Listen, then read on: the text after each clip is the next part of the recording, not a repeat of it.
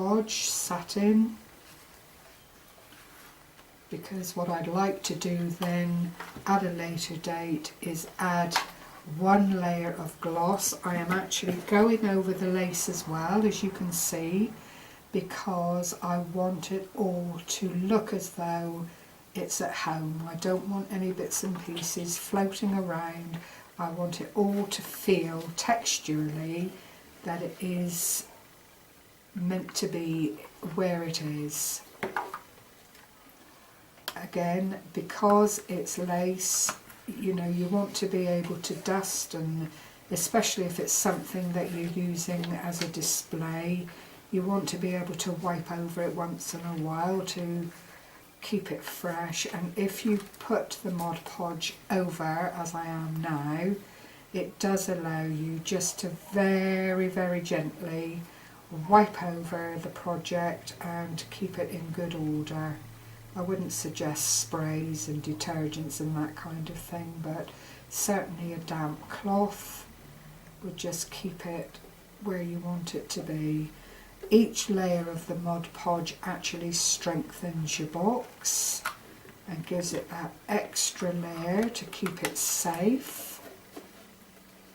I'm nearly done, but I did want you to see this.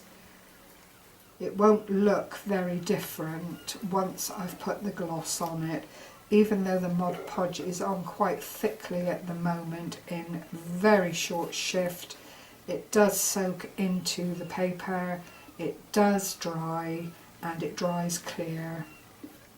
So you don't need to worry about, you know, causing any problems by putting it on quite heavily, or indeed in being particular about which way you brush it onto your project. It's not a wall, it's a piece of art at the end of the day, and as such you're allowed to give it a little bit of texture and a little bit of extra imagery just by adding these paintbrush strokes.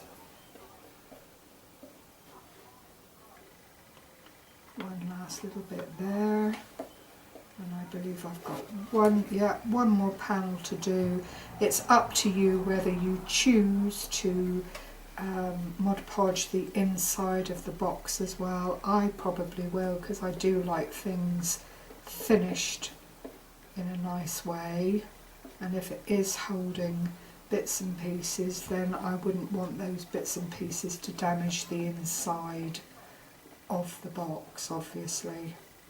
So I will probably go on, but for the purposes of this tutorial I just want to be able to show you a finished item, and as I've stressed already, irrespective of whether you're using the napkins or the tissue paper, this process is the same.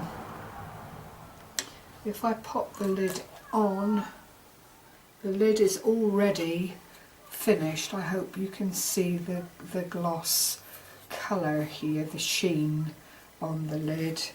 You would then just pop that onto the top. I can't leave it there obviously because it's not yet dry, but I'm anxious for you to see the completed box.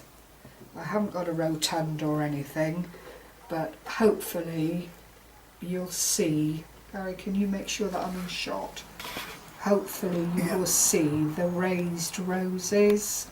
As the Mod Podge dries, it will dry clear, and there will just be a satin effect throughout until I then put the one layer of gloss over to complete the project. So I hope you've enjoyed this tutorial. I hope you feel inspired. Besides these boxes and the little books that I've shown you, there are many other suitable items to decoupage should you so desire.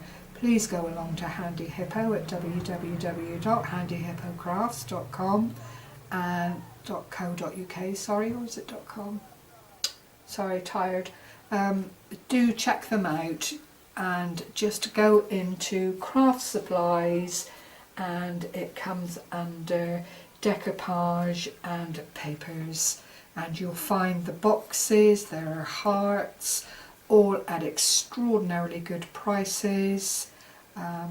If you have any questions, leave comments at the bottom of this video and I will get back to you just as soon as I can. Thank you for your time. Goodbye everyone.